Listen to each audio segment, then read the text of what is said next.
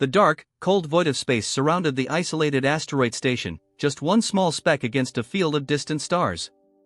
The asteroid itself was a bleak, gray rock, barely large enough to sustain the station. Here, in the outer reaches of known space, researchers from multiple species lived and worked in relative harmony. They conducted studies on cosmic phenomena that couldn't be seen from anywhere else in the galaxy. The crew operated on a strict rotation, each species taking shifts according to its unique physiology. Most could only manage a few hours before fatigue took its toll. Today, however, the station was preparing to receive a new team member, a human soldier. Known for their physical resilience and adaptability, humans were a curious enigma among the galactic races. What made them even stranger was that they had joined the Emperor races only a few decades ago, quickly becoming respected allies. The soldiers' role was to provide extra security. This section of space had seen strange occurrences lately, and a bit of caution wouldn't go amiss. As the transport shuttle docked, Commander Yrilox, a reptilian Terrasian, and Chief Biologist Nirin, an avian Zikori, awaited the arrival of their new teammate, Lieutenant John Carter. Lieutenant Carter, known for his disciplined endurance, had been selected from a special unit back on Earth.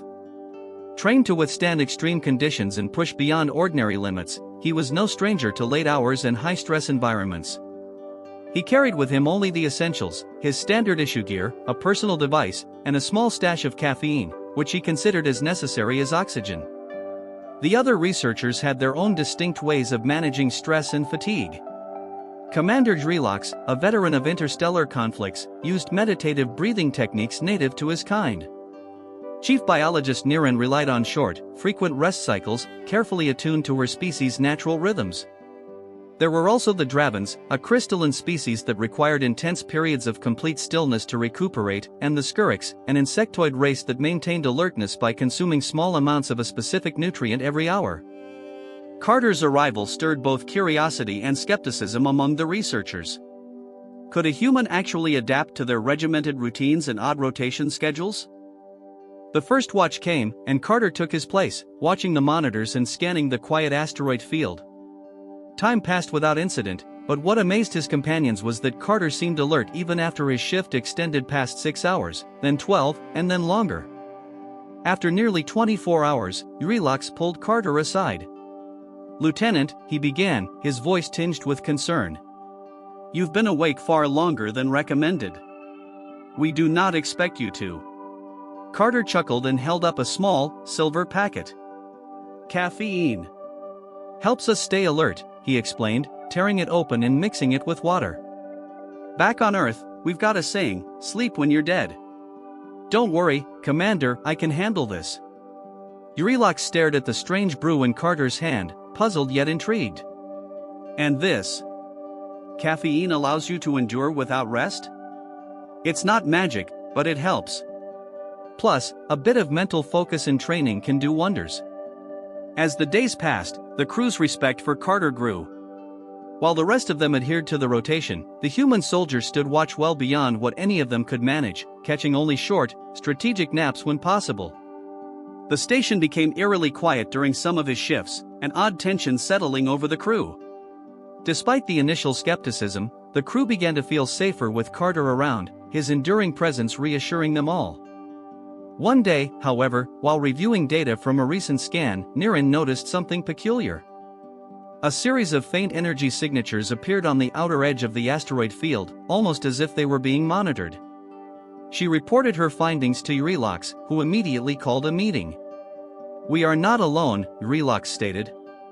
"The readings suggest the presence of cloaked vessels, possibly in orbit around this asteroid. But why would they stay hidden?" Carter asked, his gaze narrowing. "Unless they're waiting for something?" Nirin nodded, feathers ruffling with anxiety. "They could be observing, gathering data. If their intentions were peaceful, they would have approached openly." Carter set his jaw. "Then it's likely they're planning something more aggressive." The watch rotations were tightened, and everyone was on edge. But as the days wore on with no visible threat, most of the crew slipped back into their routines. Only Carter remained consistently vigilant, an unwavering sentinel. Though he masked it well, even he began to feel the effects of his sleepless nights, fatigue gnawing at the edges of his consciousness. Still, he refused to let his guard down. Late one night, while the station was nearly silent and the others were asleep, Carter noticed a faint shimmer on one of the outer cameras. It was gone as soon as it appeared, almost as if it were a trick of the light. But something felt off. Trusting his instincts, he ran a diagnostic on the sensors, amplifying the feed. Sure enough, the shimmer reappeared. This time, it was closer, and its faint silhouette was unmistakably that of a ship. An ambush was imminent. Alarms blared as Carter sounded the alert, rousing the crew from sleep. Before anyone could fully process what was happening, the asteroid station shook violently, a warning shot, a display of power. But cloaked ships revealed themselves, surrounding the station in a tight formation. Commander Relax took charge, directing each team member to their stations, but it was clear that they were outgunned. The enemy ships were equipped with advanced weaponry that could easily tear through their defenses. But Carter wasn't about to give up. "We need to disrupt their systems," Carter said urgently. "If we can create an energy overload in the station's core, we might be able to knock out their cloaking devices temporarily." Relax hesitated.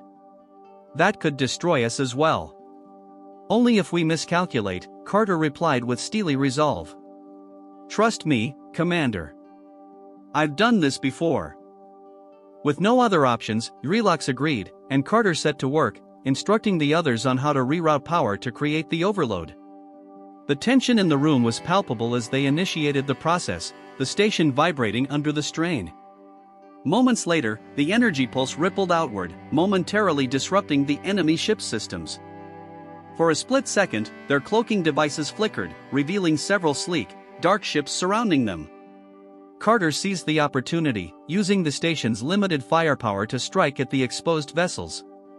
His shots didn't destroy them, but the sudden counterattack caught the enemy off guard, forcing them to retreat. But the battle wasn't over. The enemy ships regrouped, now fully aware of the station's defenses. Carter prepared for a final stand, his hand steady on the controls. Then, Niren had an idea. "Lieutenant, we may be able to manipulate the asteroid's natural magnetic field.